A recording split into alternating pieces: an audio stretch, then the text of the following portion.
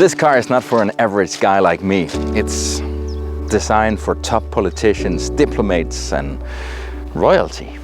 In fact, this car is so good, so special, that I'm still processing all the inputs I've got the last week I've been driving this car. And you're probably thinking, it must be expensive. And yeah, it is.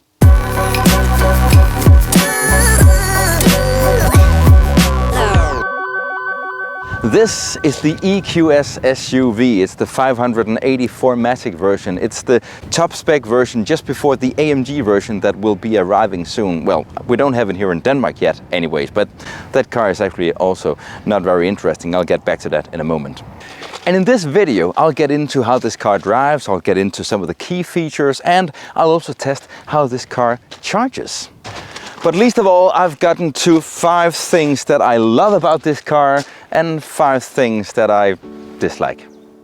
The EQS SUV is based on the same EVA 2 platform as the EQE and the regular EQS. The EQS SUV shares many technical solutions with the EQS. It has exactly the same wheelbase, but is 20 centimeters higher, which make the EQS SUV able to accommodate 7 people. The car's total length is over 5 meters and the wheelbase is more than 3.2 meters. The EQS SUV always comes standard with aromatic, which is Mercedes lingo for air suspension.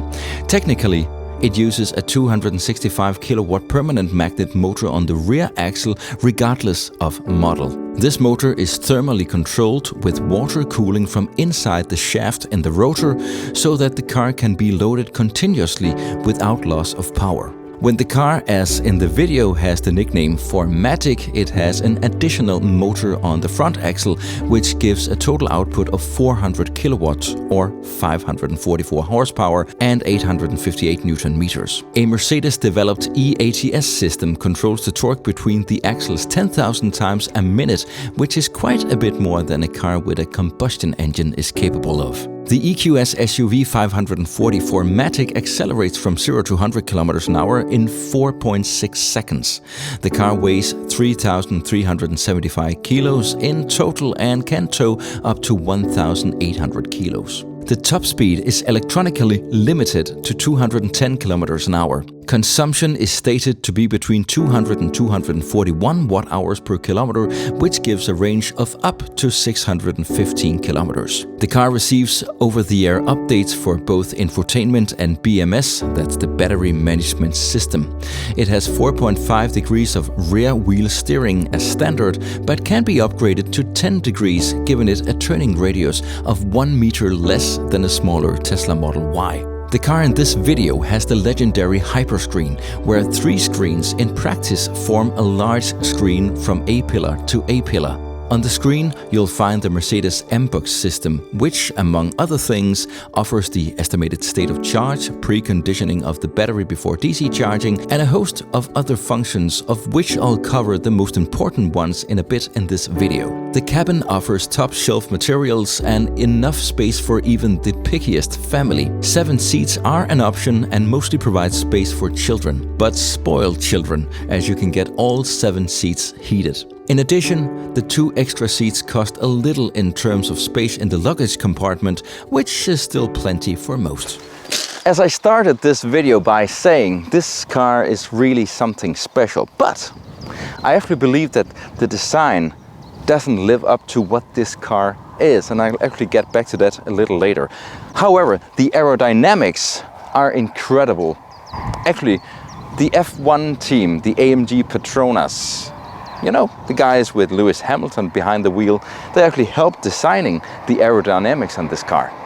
Let's talk a little bit about the batteries in this car. This car is born as an EV, and therefore the traction battery, it's lying down here in the bottom, and with the long wheelbase and the very wide car, you have really a lot of space for batteries, and Mercedes used that space to put in some batteries.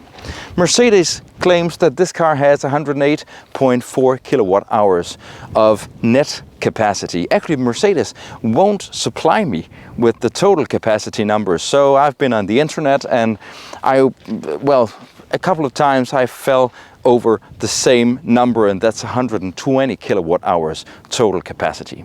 And here in Denmark, the battery warranty on this car is 250,000 kilometers or 10 years, what might come first. In this case, it secures you that you have at least 70% of the battery capacity before the warranty kicks in. In practice, I believe you'll have a lot more, but that's another story. But now to 5 cool things that I really like about the EQS SUV.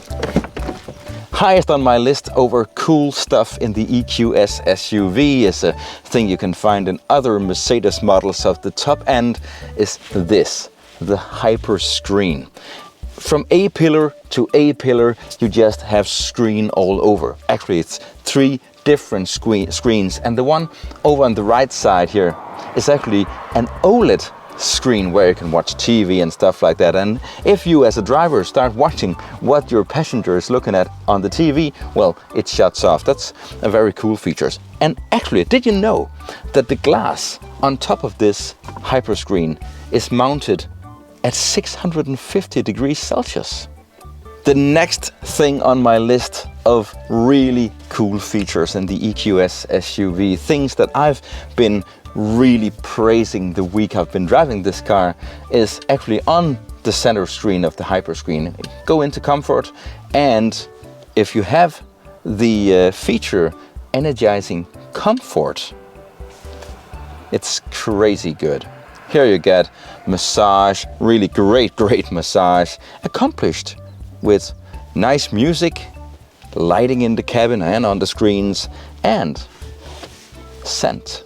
Actually, there's a perfume thing just down here in there. That's nice touch. I don't know how often you're gonna change that, but I don't care. If you can afford this car, you can afford the perfume stuff. And while I'm here in the seat, I'd also like to talk about preconditioning of the battery, because this is Mercedes M-Box system that you find here. It's really good. In my opinion, it's not up there with the Tesla infotainment, which in my opinion is the best in the world for EVs. I also think that maybe the Android Automotive is just a little bit better, but definitely a very good system. You get estimated state of charge when you're on a long journey, and you get preconditioning of your battery. And this actually has a very cool feature when you precondition your battery, because if you navigate to a DC charger, then it starts to precondition the battery, and it actually tells you on the screen how many kilowatts you're going to be able to charge with when you plug the car in.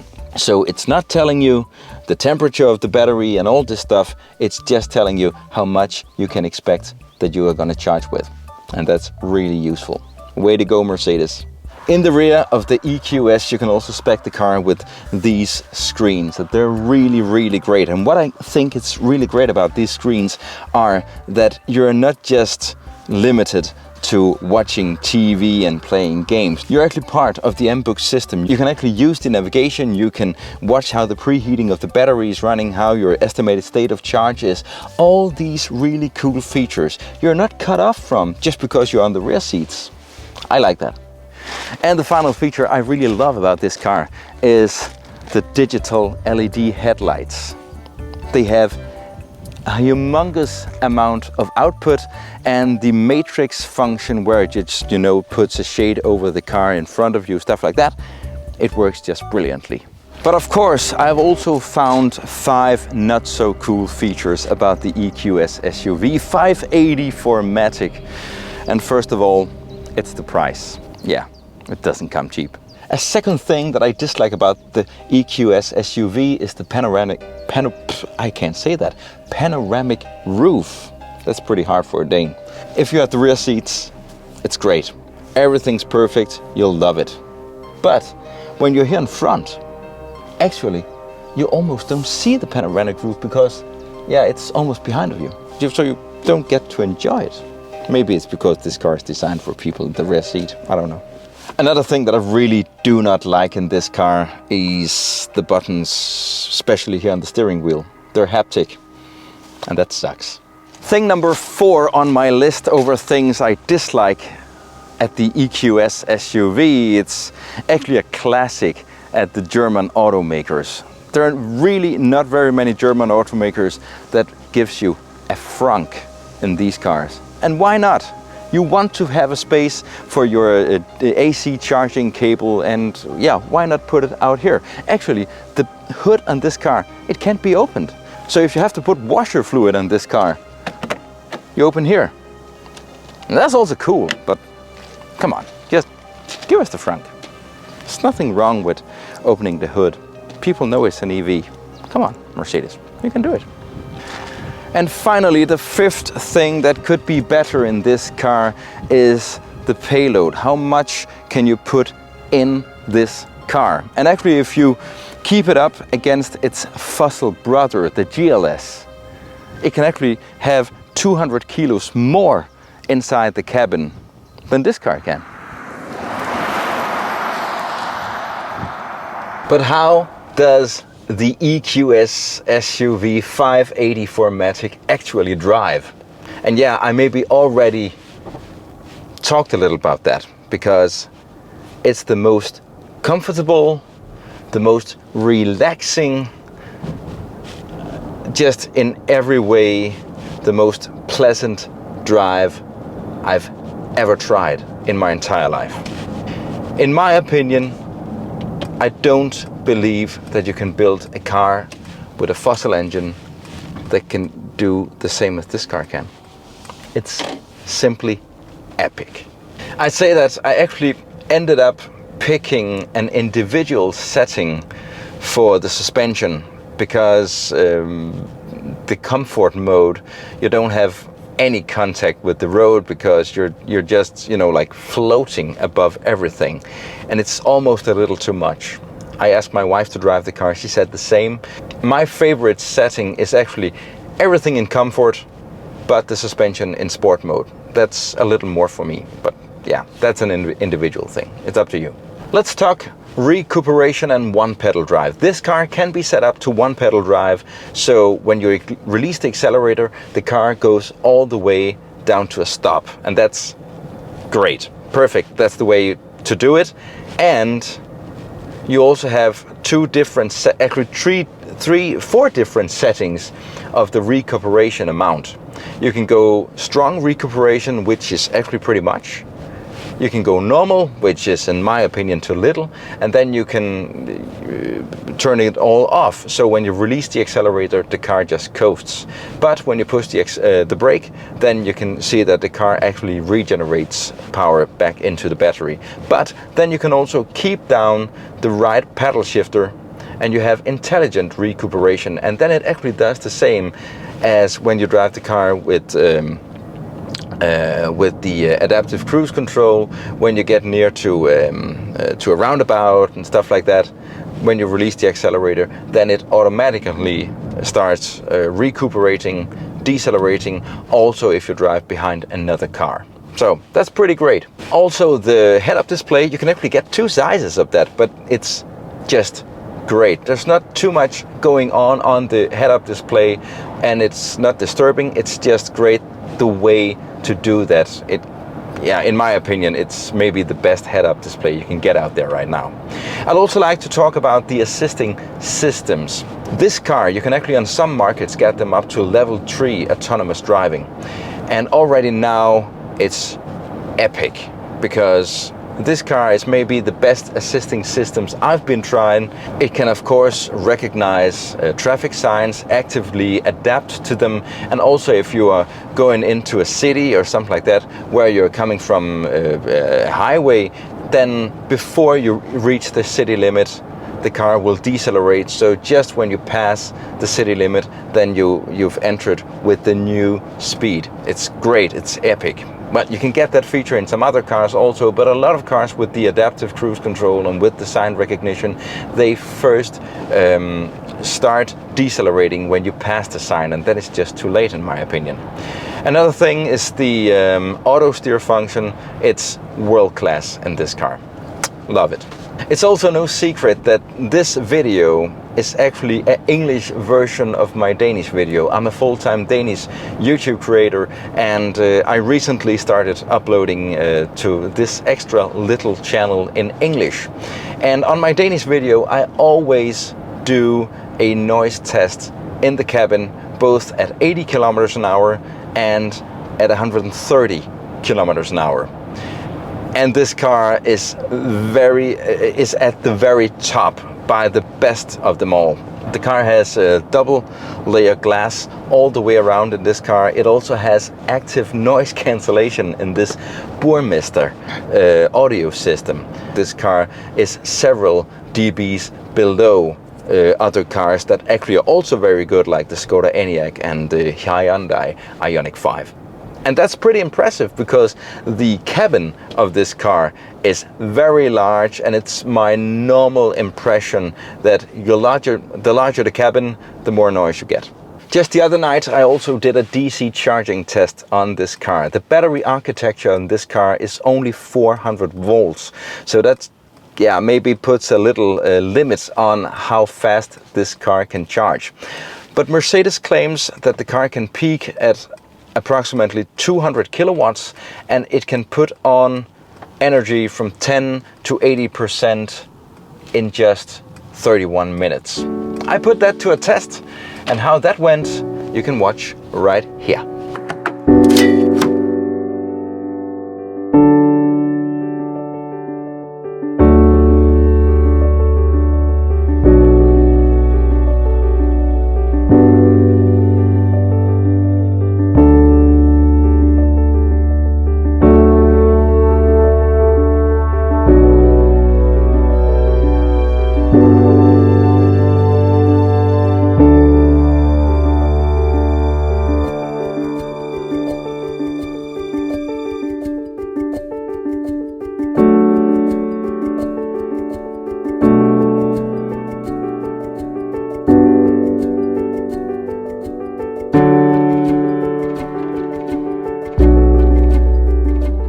Just over 30 minutes.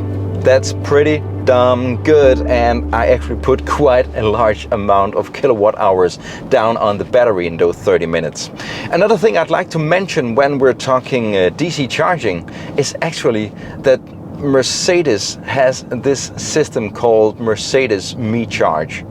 And actually what it is this card can activate approximately 90% of chargers in Europe right now.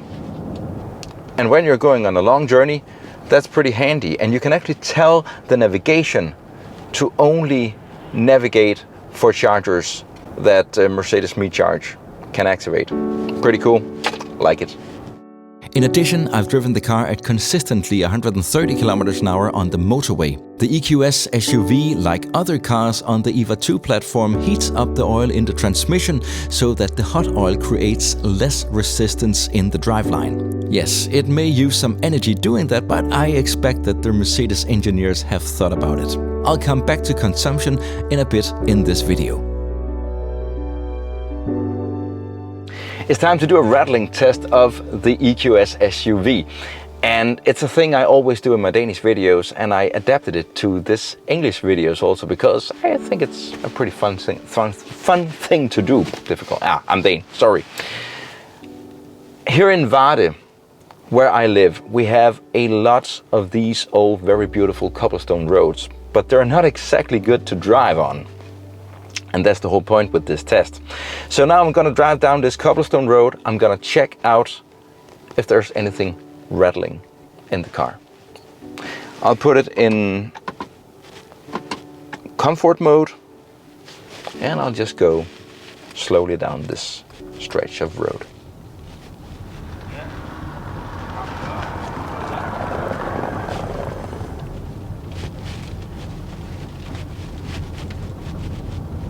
I have some camera gear in the trunk. I can hear that, but apart from that, no squeaking, no rattling, everything's perfect.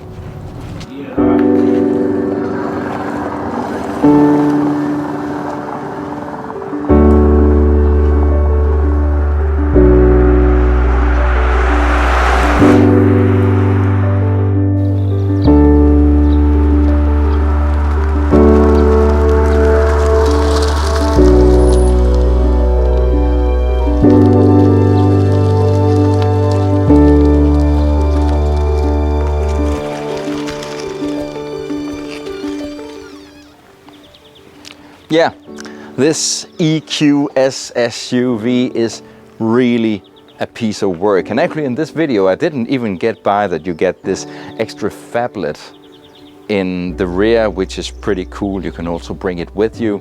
The Burmester audio system, which is okay, 5 on a scale from 1 to 10. And then there's the navigation, which is just epic. The thing that really stands out about this car is the level of comfort, how relaxing it is to drive. It's really great, and I actually think that this is the beginning of a new era, because these ultra luxury cars, they become more quiet, more vibration free, more comfortable than a car with a fossil engine. And yeah, I actually believe that you can't get a car with a fossil engine that does what this car does. But it's definitely also not a sports car, and that brings me to that I would not choose the 580 with the 4Matic and all the kilowatt. I would go for a rear-wheel drive version with the same battery, the 450 plus, and of course maybe use some of all those money that I would save doing that to put some AMG packs and stuff like that on it instead.